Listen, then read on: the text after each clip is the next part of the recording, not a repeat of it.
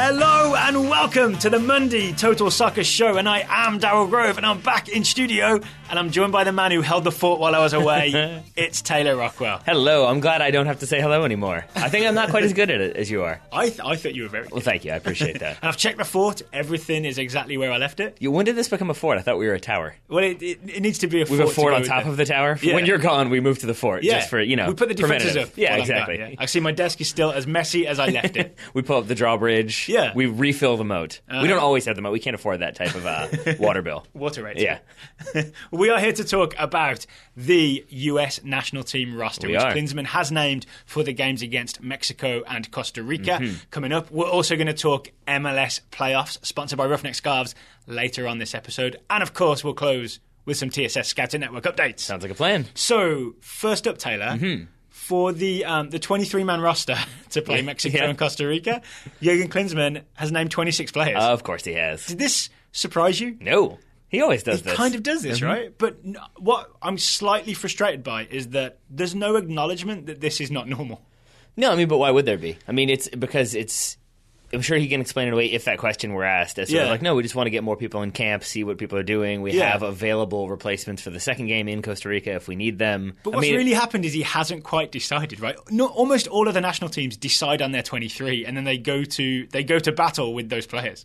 See, this is the thing, and I don't mean to start off on a negative note. I guess this is negative, but that doesn't surprise me. Like, at no point did that even was that even in my consideration? Because, I just assumed that it's like, we want to have a bunch of people in and then we'll see what happens. No, this is a Klinsmann thing, and it kind of frustrates me because it's the sort of... It reminds me of when Josie Altidore was called up for that Gold Cup, even though he was clearly injured, and we just sort of kept trying him. Like, there should have been a decision made earlier on that, like, no, he's not fit. 2015 Gold Cup, we just don't use him. Yeah, but at this point, that's sort of like not wanting it to rain, so screaming at the sky when it rains. Like, it's just going to happen. Get used to it. Like, you're saying now that I'm back in the US, I've returned from England, I should get back in the ways of understanding how Klinsmann works and just get on with it. I mean, we can't all have the stable managerial situation that the England national team has, so you got to get used to the US. Ooh, shots fired. A little bit. Shots fired. All right, so... Let's talk about this. 26. I'm pretty sure you guys have had 3 different managers since Klinsmann was appointed. Maybe just 2. No, definitely 3. Maybe 4. It's more than is ideal. Some very short-term solutions in there as well. Yeah. We think we've identified maybe the 3 names.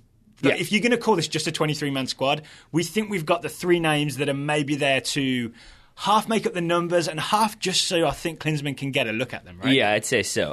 Well, there's probably 4 candidates in there that I would say are maybe just there to see how they're doing. I'd say it's William Yarbrough as the a fourth goalkeeper. Keeper, right? Because Guzan and Howard and Horvath seem like the top choices, and I think Howard is numero uno. He's been confirmed by Jurgen Klinsmann as the number 1. I think my favorite point about the 4 goalkeepers is one that you pointed out, which is that with the U.S. official roster release, it's a photo of every single player in alphabetical order. Yeah, but like a grid system, right? In alphabetical order. But the 3 goalkeepers, who are clearly the top 3 goalkeepers, are all together because of their names, and then William Yarbrough was way off by himself. And you can tell because they're all wearing those light blue goalkeeper jerseys, so they definitely stand out in juxtaposed against everyone else on the team. So the trio of keepers are Guzan, Horvath, Howard. I'm going to call them the G.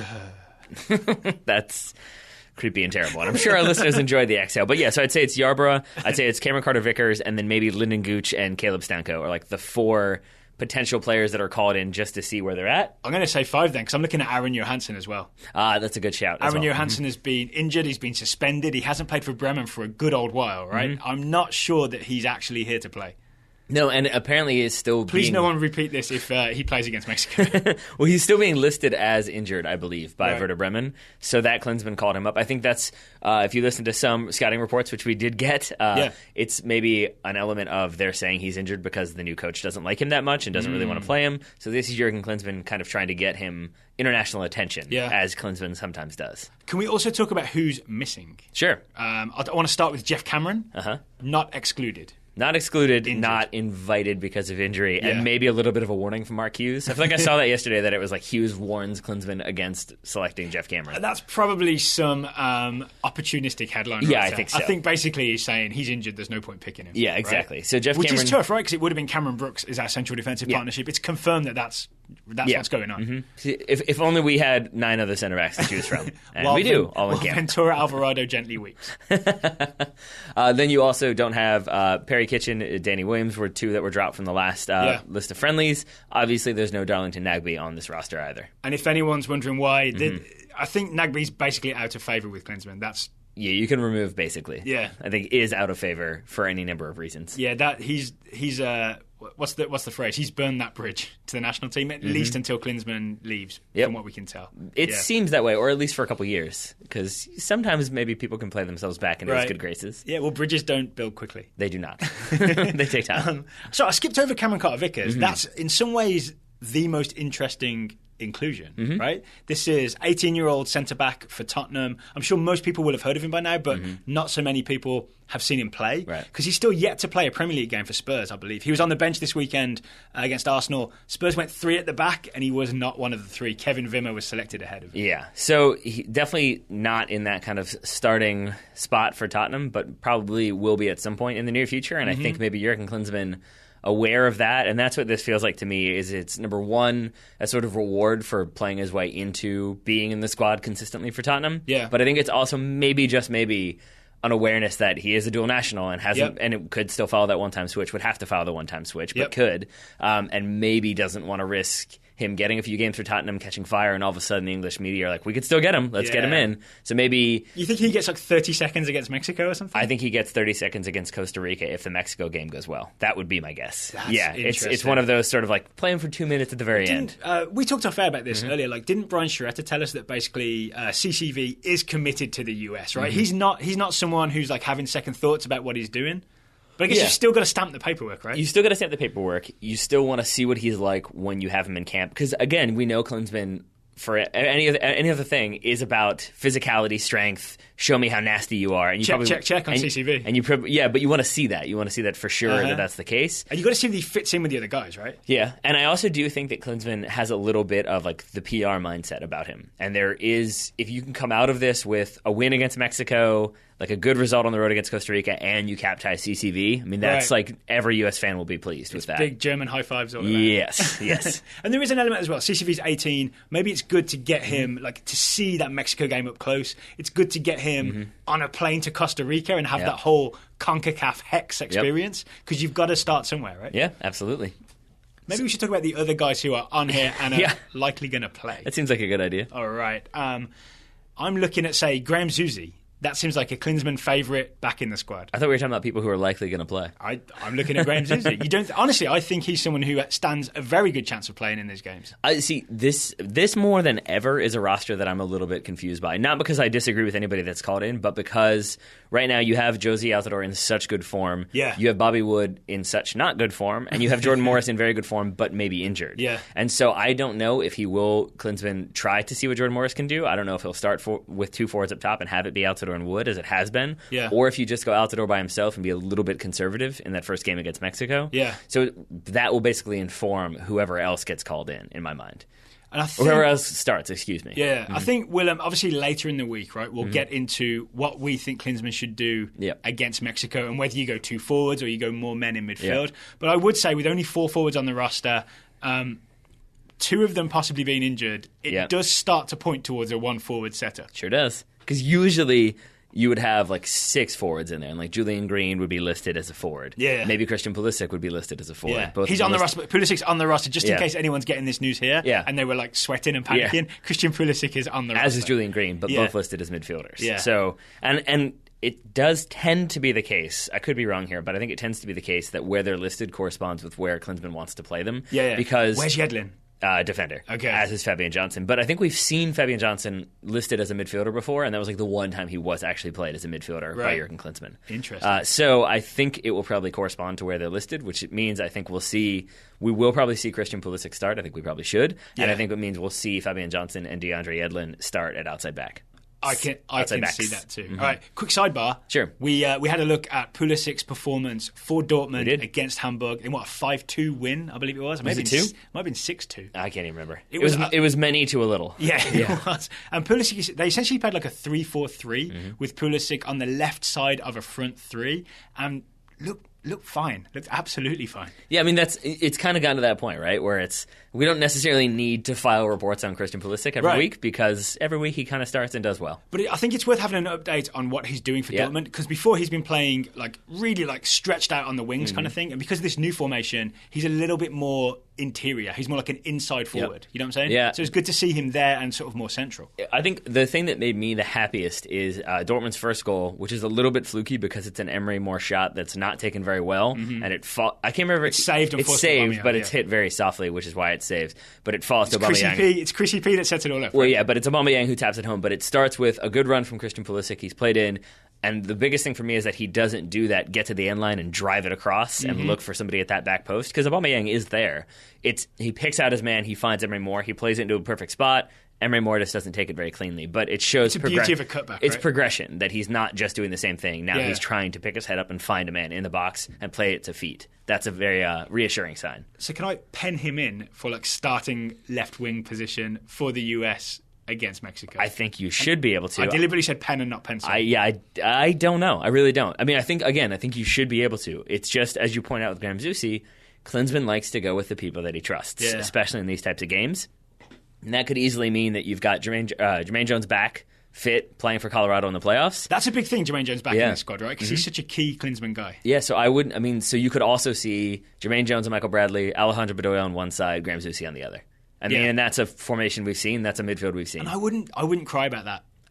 No, I think I would be pretty upset, because I think Christian Pulisic has proven that he can create, for Dortmund at least, that he can create but also execute his responsibilities when he's told what to do. It seems like he knows exactly how to execute when he's given specific instructions about what to do. He doesn't do his own thing. He doesn't improvise. He does what he's told to do and gets the job done. Yeah. I think that's what this Mexico game needs, because it also needs that creative spark that he obviously provides. Yeah, there could be a magnificent Chrissy P moment that everyone cheers and it's all exciting, right? That could happen. I also wouldn't mind seeing him get his introduction to Mexico, because that's a whole different animal. To see how he handles it? Yeah. Because, I mean, we saw in the Cuba game, he looked angry from the start. He did not want to be there. He did not look comfortable. He did not look happy to be there. He was kind of amongst the group of players that we think was basically sent home. Yeah. Right? They didn't get to play against New Zealand because they were naughty against Cuba. Yeah, right? I think so. And I think that, dealing with discomfort and getting kicked is part of playing Mexico. Yeah. And I think that that's something that he'll have to get used to. So it'll be interesting to see if he does get to start. Two final things. I think some people will be very happy that there's no Chris Wondolowski and no Kyle Beckerman, because they represent sort of the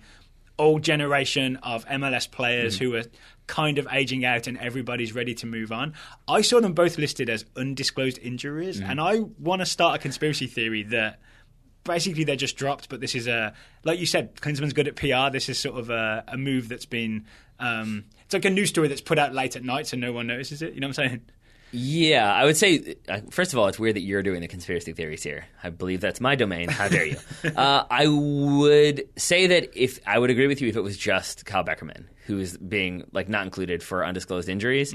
Wondolowski, it's not like he's an automatic inclusion, and it's not like everybody's going to be, as you said, furious that he's not included. So I think you wouldn't necessarily need to include him in that group, because he is sort of, sometimes he's there, sometimes he's not. Right, yeah. Kyle Beckerman, he's like more the burger so. chain, right? Yeah, but in and out. Yeah, exactly. Kyle Beckerman, though, I think I have seen is actually injured. I've seen RSL fans talk about that. Oh, okay. Right. So I think he is, and that both of them are listed maybe just means that both of them, the teams didn't want to say how bad the injury was, or just didn't feel like reporting it at all. I guess my Utah connections are not as strong as yours. You had it on the Utah grapevine. Yeah. That, you know me. I'm well plugged in to the Utah and Colorado communities. I can tell you all about the Midlands, but right now I've got nothing about Utah. All right. Anything else before we move on to MLS playoffs? Obviously, there'll be much more USA-Mexico talk later this year. Yeah, I mean, it's nice to see Sasha Kljestan being included in this roster. It shows that he has definitely played his way into the competitive US 11. He's having the US national team career that we thought Darlington Nagbe was going to have, right? And that's part of the reason I'm not too upset about Nagbe, is because we got Kljestan instead. It's like a really good second prize. Yeah. I'm okay with that. I think I would still love to see Darlington Nagbe, but such is life. And then it will be interesting to see who the starting center backs are, just because, as we said, there are many, many options there. It's John Brooks plus question mark. Right now. Yep. Right? Basically. That's what's happening. Yep. I believe so. All right, Taylor, today's show and today's MLS coverage is sponsored by the good people At Roughneck Scarves. Yep. Roughneck Scarves, spelled RUFF, scarves.com, as I like to do the entire domain name for you. I skip the HTTP, though. I don't think you need that much. Yeah, I think so. But they're the official scarf provider for U.S. Soccer, MLS, NCAA, and the USL. So if you would like to get a U.S. scarf in time for the U.S.-Mexico game, you should order one right now at roughneckscarves.com. We've also got a little something in the works that maybe won't be available for 3 or 4 weeks or so. Will be available in time for Christmas. We have got the official Total Soccer Show scarf it's in production right now. It is happening. It's the Hello and Welcome Total Soccer Show scarf, and I'm very excited about it. If this were in cinema speak, I guess it's in production right now, and then we'll be in post-production in a couple weeks. We'd have a teaser trailer ready to go, right? Yeah, we would. Unfinished footage, maybe. Which I guess we could have, because we do have the images of it, but it's probably better to just unveil it when it exists. It'd be like the early version of Star Wars, where instead of the proper space battle, they used old World War II footage inserted. I didn't know that. No. Yeah, when George Lucas screened it to the studio, he was he put in some World War II movies with them shooting at each other instead of the X-Wings and the TIE fighters. I'm confused how that worked. Because he hadn't done the special effects yet? Yeah, none of it had been filmed. Wait, so this was his pitch? Or this was No, it was a half-finished movie. I think to get some budget to okay, I need some money, I'm going to put this amazing action sequence in. I see. That's interesting. I think he should have gone the Turkish Star Wars route, though. Which is Turkish Star Wars? Yeah, you've never seen Turkish Star Wars? You've never heard of it? What? Oh, it's terrible. It's called Turkish Star Wars because they basically just steal footage from Star Wars and put it in their movie randomly. So they'll be it's a Turkish sci-fi film? Yeah, but it's not a remake of Star Wars or anything. It's just you'll see X-Wings shooting TIE fighters, and then all of a sudden it's 2 Turkish guys on a planet talking. And it's wait, what? That's just the same as what George Lucas did. Just it forward, is right? horrendously awful, that movie. Well, I know what I'm looking for once we're done recording today. I like it. Well, and unfortunately there is no Turkish Star Wars scarf available from Roughneck Scarves, but there will hopefully soon be a TSS scarf. There is. So yeah, it's not ready yet. It will be ready soon. We'll let you know as soon as it's ready. We're very excited about it. In the meantime, if you want to get they pretty much have any scarf you want. It's roughneckscarves.com. And if you want to get 20% off, you can do that because you listen to Total Soccer Show. Use the code Total Soccer Show, all one word, all uppercase, 20% off at roughneckscarves.com. Thank you to Roughneck Scarves. As we mentioned, they are the official scarf provider of Major League Soccer, so maybe it's time to talk a little bit Major League Soccer. Oh, it absolutely is. Let's do it then. So it was the second leg of the conference semi-finals. Correct. This past weekend. Is that correct, Taylor? I think so. I still struggle with this. Correct. It was It was the quarterfinals, basically. Right? Yep. That's the way to say it. If you are sort of unfamiliar with all that happens in MLS, I can tell you that your semi-finalists, conference finalists, are Colorado against Seattle, and it's going to be Montreal against Toronto in the East. And I, for one, welcome our new Canadian overlords. Well, I liked, I think it's Soccer Observer on Twitter. I apologize for not remembering, but I think he called it like the drug derby or the weed derby. Oh, it's Seattle, Colorado. Yeah. Which I think works pretty well. And then the Canada. Munchies Classico. Yeah. The Munchies Classico and the Canadian Classico. Yeah. Perfect. What more could you want?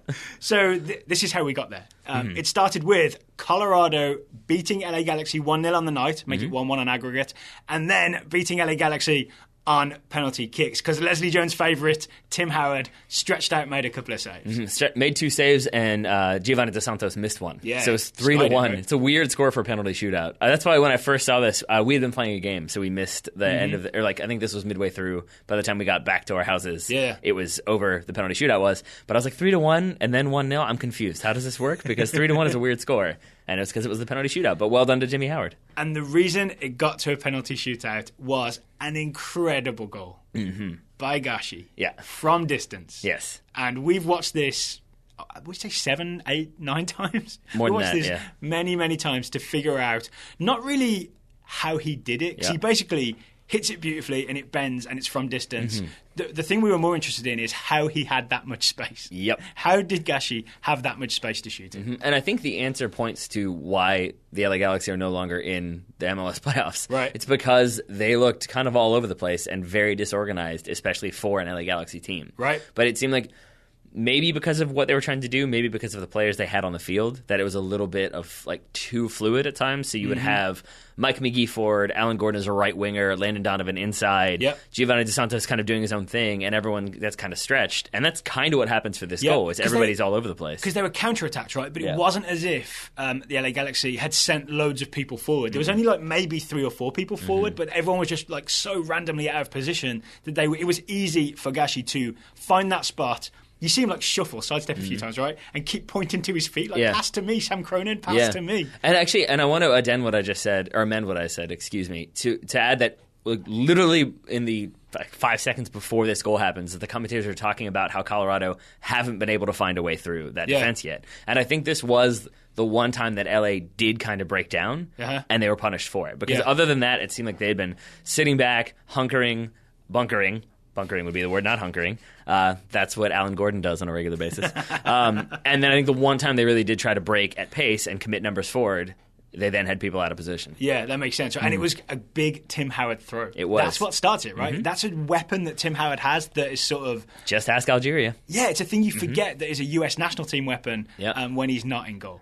But fast throw out to the wing to Sam Cronin. Gashi finds that space, gets that ball from Cronin. Yeah, and what happens in this situation is it's supposed to be Baggio Husidic and Sebastian Lletget, holding as those kind of in a 4-2-3-1. They're those two central midfielders. But Lletget kind of drifts to the left. Husidic follows, then tracks a runner.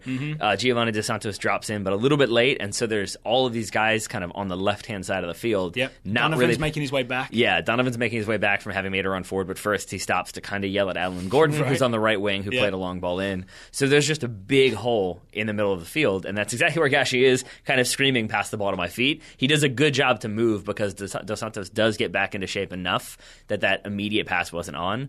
But then Gashi takes 2 steps forward, and suddenly it's back on, and that's exactly what happins. Back on and then back of the net. And then, for me, the rest of this game is US national team players playing for Colorado saying, get out of here, to Ashley Cole. Yeah, because it's Jermaine Jones goes on a run and really does just toss Ashley Cole like a rag doll. It leads to an almost goal, a good opportunity for Colorado that they can't put away. And then you go to penalties, and it's Steven Gerrard converts the first one, but then you have misses from, as I said, Giovanni Dos Santos puts it over, then Ashley Cole's is saved, and it's an amazing save by Tim Howard. It's a good full-stretch right-hand Tim Howard save, right? It's a good full-stretch right-hand Tim Howard save, but it's also the fact that he dives high, and then it's a low penalty, and he kind of adjusts at full stretch to just get his fingertips to it. And it's a really good maneuver. And again, it shows the kind of physical ability of goalkeepers to have that strength and ability to adjust. And soon after, Klinsmann's announcing Howard as the US's number one for the game against Mexico. I can't say that that's necessarily a coincidence. Meanwhile, Brad Guzan was sitting on the bench. Yeah, I think that's maybe corresponds a bit. He wasn't even in the 18 for Middlesbrough. Was he not? Well. I didn't actually see the game. I read it in a Stephen Goff Soccer Insider roundup. Ideal. Not ideal. Oh, yeah. I can say, if we look back to our predictions for the start of the season, I believe I have to hold my hands up and say my Colorado prediction was that all the manoeuvring that Colorado were doing for Tim Howard was not going to be worth it for a goalkeeper. Have to be 100% wrong. I mean, yeah, but this is, at the time... I didn't know Jermaine Jones was coming. I'll tell you that. That hadn't happened. Tim Howard hadn't happened yet. But we weren't the only ones. I mean, this was a Colorado team that was really written off at the start of the season. It was, I can't remember the story, but it was like... we hadn't been part of it, you know? Yeah. Well, it's tough to avoid. But like this was the team like drafted the guy from Navy who then was going to have to go serve. And that was a problem. They had problems with their back line, ownership, all the types of things. And yet have rebounded, have done a good job. And you could see in this game, Tim Howard worth the money in the end. And now they're in the Western Conference Final. They sure are. All right, so we're going to go sort of chronologically through the day. Sure. Next game up was Red Bulls against Montreal. They went into it with a 1-0 deficit. Montreal scored in the first leg. They got an early-ish, I think it was about 20 minutes in, penalty that Sasha Kljestan stepped up to make it 1-1. Did not make it 1-1. He did not, which is very surprising. And did immediately, as you noticed, run to take the corner kick. Right, which I liked that. I liked it, except that it's clearly what he does. Like, that's his job. So it's sort of like, oh, great, now I get to do this. And you could hear him kind of yelling at himself as he went to take it. So, or you could see him, rather. So I think maybe that threw him off a little bit. And from there, there were, 5 really solid chances for the Red Bulls in a row that just kind of didn't come off. A lot of them from Kljestan, free kick and crosses and deliveries and all that. Yeah, it just didn't work out. I think it really all falls apart for New York when Piatti scores that absolute beauty. Yeah, right? Because on first viewing, it looks like Luis Robles just kind of horribly misjudges this ball because it's Piatti like does a nice little drag and then cut back and then creates the room to get that shot off and shoots it more or less in the middle of the goal. Robles, it basically looks like a play in which Robles has already like dived to the left and then that shot comes in and so he can't reach it. Yeah. But if you go back and watch it, Piatti hits it so hard that it just has such a knuckle, such like swerve on it that it just completely moves. And so Robles is diving in the right direction and the ball just swings right back and he can do nothing about it because it's so well struck. Which goal you prefer, Gashi or Piatti?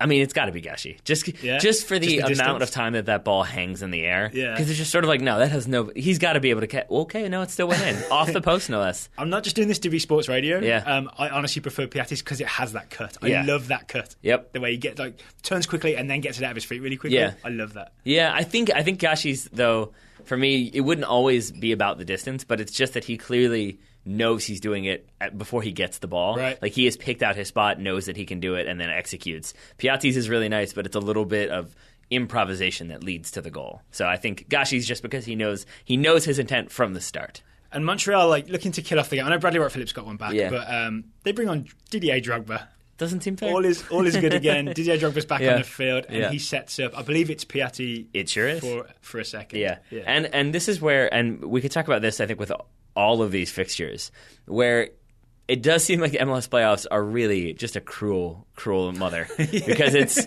it's all of the away teams were the lower seeded team coming into this kind of round of playoffs. All of them got the results in the first leg, meaning that now the home teams, the seeded teams, have to make something happen once they're back on their home soil. Mm-hmm. But then they also can't risk letting anything happen. And in this game, because of an away goal, right? When Montreal scores first, it's a huge problem for New York that they can't come back from. It's kind of almost over, right? Because then you've got to win on the night. You've got to win 3-1. Yeah, right. I mean, really. So the only team I think who pulled it out was Colorado. Yeah, that's it. Outside of that, every other top-seeded team out.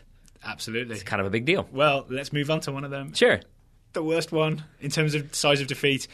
New York City FC hosting Toronto, already 2-0 down from the first leg. Yeah. Vieira, from what I understood, Vieira was saying that we didn't really play our game in the first leg. We tried to go long a few too many times. We are going to play our way out of the back. We're going to keep the ball on the floor at Yankee Stadium and pass our way through Toronto FC. Yeah, how'd that work out? Not great. Greg Vanney said, just go get them, take the ball off them.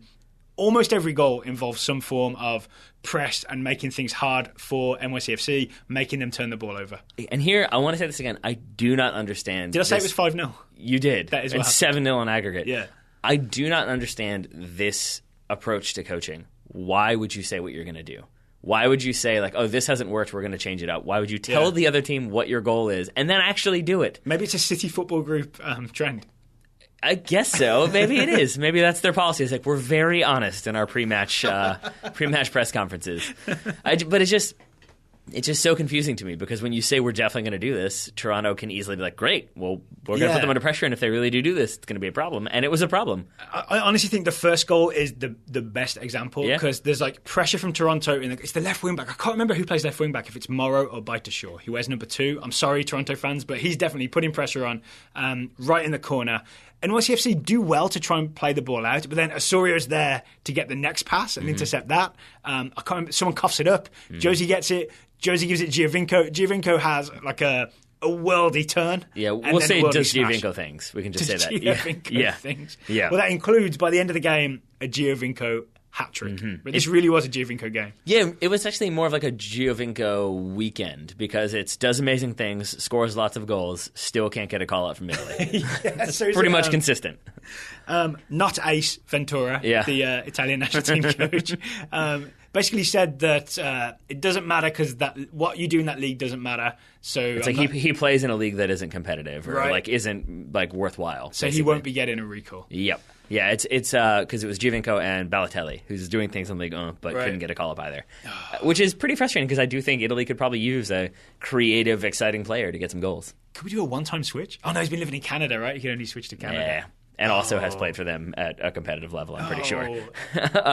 But we can be happy that his strike partner is eligible for the U.S. national team and plays for the U.S. national team. We've got to talk about that Josie Altidore goal. We sure do. So it's essentially a ball over the top to Josie Altidore. Yep. Do you remember how many times we've talked about Altidore not doing a great job of settling that ball that comes over his shoulder. Like his first touch is sometimes in the air is a bit off. It seems like from the games that I remember, like I remember this specifically I think it was maybe in the Copa America this summer. It's Copa America Centenario. But it's like his inability to sort of stay at pace and settle properly when the ball comes in over the top. I don't think Josie played in the Copa America Centenario. Oh, yeah, he definitely didn't. But you're right, I forgot about that. But regardless, it was for the U.S. national team, and it was basically an inability to adjust his pace to settle that ball. And I think we found the solution, which is just don't settle the ball. Yeah, let it bounce in front of you. Use your size and strength to back into the defender and hold him off. Then smash it as hard and confidently as you can from an angle, and it's going in. Yeah, and that's exactly what happened. I mean, he does a really good job to use that physicality. He does, and right? then he bangs and no that foul, goal. Right? Yeah, no foul. No foul at all. But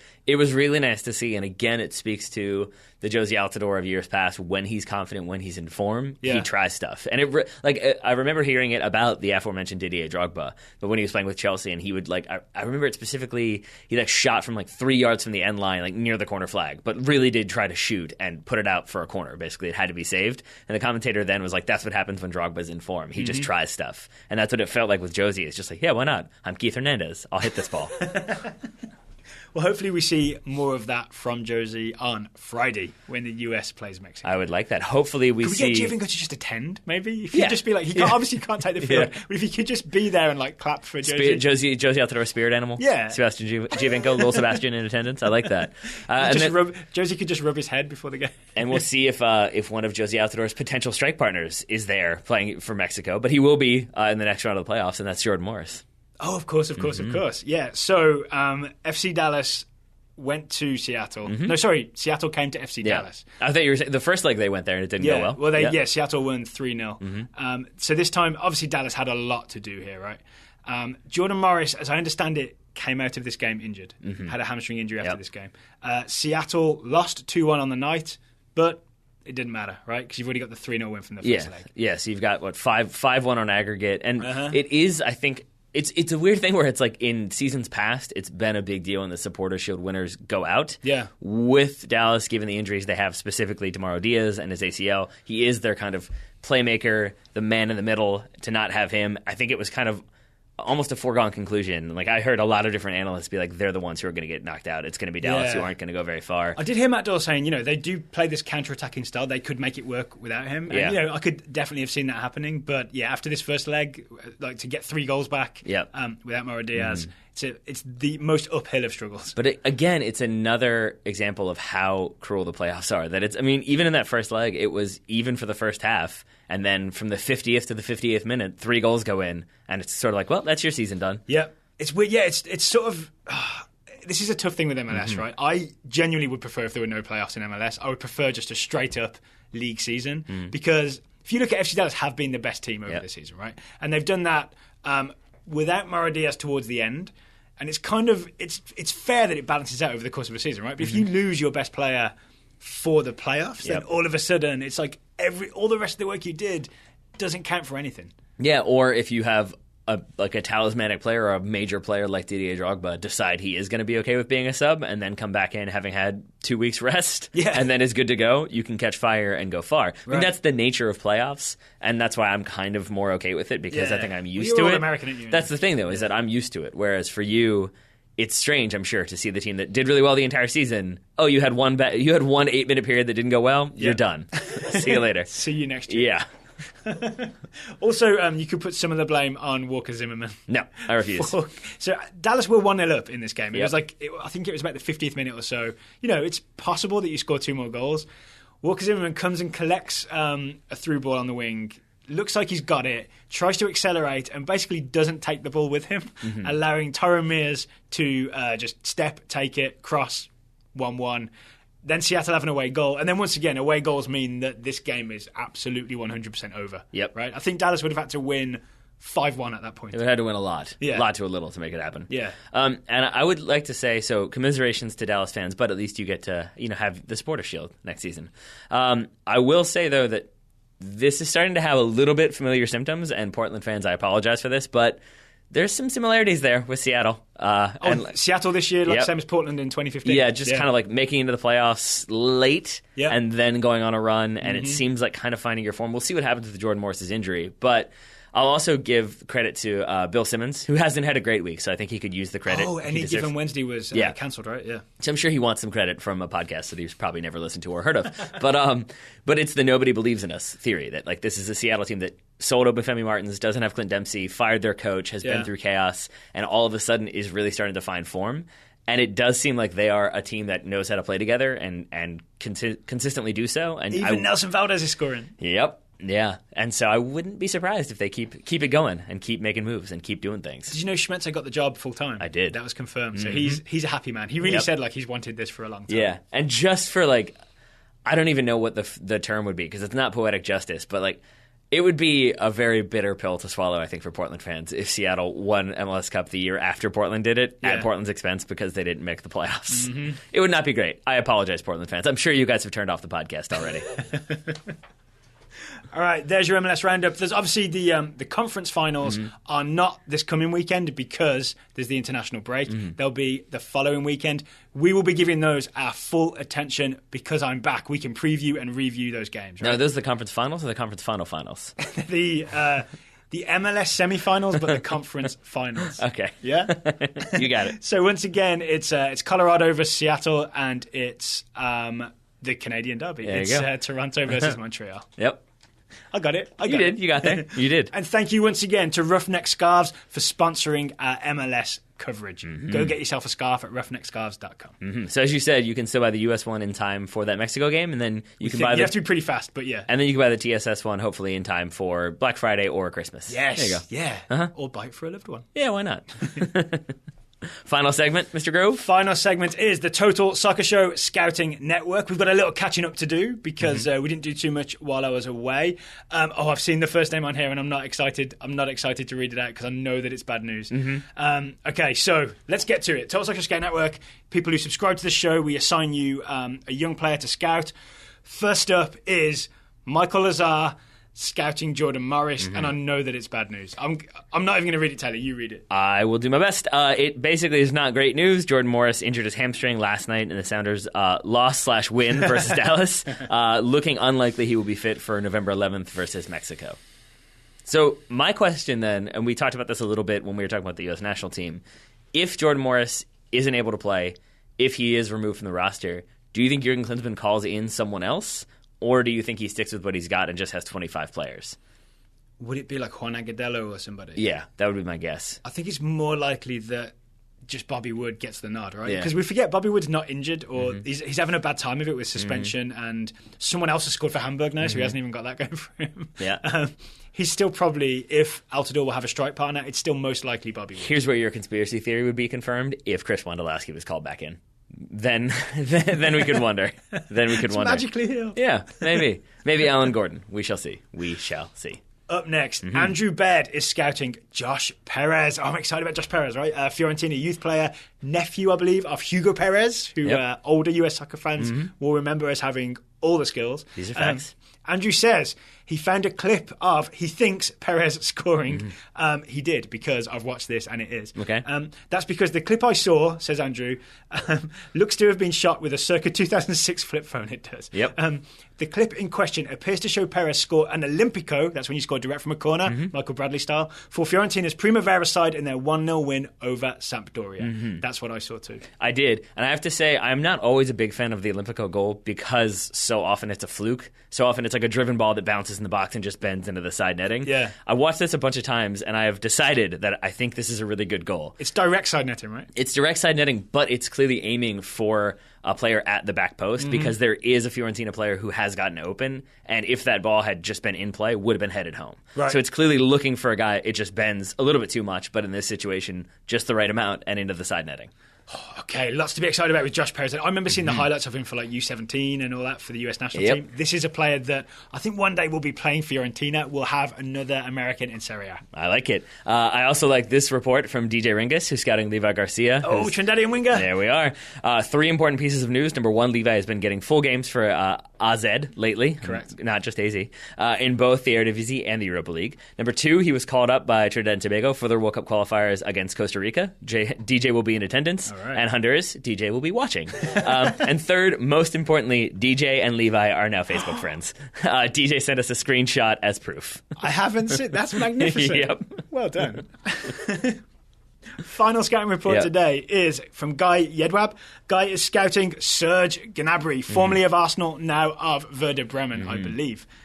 Guy says, on the back of Gnabry's great Olympic performance and a bright start with Werder Bremen, Jogi Löw rewarded him with his first ever call-up to the full German national team. Germany are missing some of their typical starters, Mesut Ozil, for example, but it still means that Gnabry is doing well in Germany's absurdly deep talent pool. In addition, Bremen coach Alexander Nauri has started playing Gnabry up top in the hopes that his sticking his best player up front will lead to goals. Yeah, that's. I think it was the podcast that Guy listens to was saying it's basically Sunday League football. It's like put the most talented guy up there and let's hope he does something. Guy was also the one. Smash volley. You remember that? He did, yeah, and I think also drew a penalty and scored it this weekend. Not great news for Aaron Johansson. That's the thing. Guy was also the one to report that it seems like maybe Johansson is being listed as injured because the new coach Alexander Nauri doesn't necessarily like him. It's like a quotation marks injured. Yeah, it seems that way. But and it's worth noting that this is one friendly that Germany's playing, and it is also a World Cup qualifier. So it's not just like Gnabry has been called up for friendlies that don't really matter. He still could be cap-tied and is being rewarded with competitive games or competitive game, I suppose. Speaking of competitive games, so obviously it's USA-Mexico. It's this Friday. It's 7:45, I believe, listed kickoff. It's on Fox Sports 1. We will, of course, be covering it. So 7:45 on Fox Sports 1 means it's either 7:45 or 8:30 or somewhere in between. We don't know. Yeah. Basically, Friday evening. Yeah. Also that same day, in the afternoon US time, it's England-Scotland. It's England-Scotland. And then I think the day before, on Thursday, it's Argentina-Brazil, or World Cup qualifiers. It's all getting exciting. It's the week of international derbies in World Cup qualifiers. I'm excited. Are you excited? I'm very excited. Look at how big you my eyes are. You picked a good week to return. Look how big my eyes are. Yeah. You didn't want to go with the Bob Costas line from Basketball? What was that? We'll leave it. I won't even say it on the air. I've seen Basketball and I can't remember. Yeah, tell me afterwards. It's a good one. I think it's Bob Costas. After I've watched Turkish Star Wars. Yeah. That's good. You got both of those to do. Yeah. If you would like to join the Total Soccer Show Scouting Network, you go to totalsoccershow.com/subscribe. All the information will be there. You will be helping support TSS, helping us make more shows because we are back now to 5 days a week. I'm so excited to be back in studio. Yeah, it's nice to have you back. I almost don't want to say goodbye. Oh, it's okay because we'll be right back here tomorrow. Yeah, we'll be back later this week. Obviously, Tuesday, Wednesday, Thursday, Friday, talking USA. That's how 5 days a week works. That's the way. Taylor Rockwell, thank you for taking the time to talk to me today. You're less happy to be back now, aren't you? My pleasure, buddy. Thank you for taking the time to talk to me today. Listeners, thank you for listening. We always appreciate it. We will talk to you again tomorrow.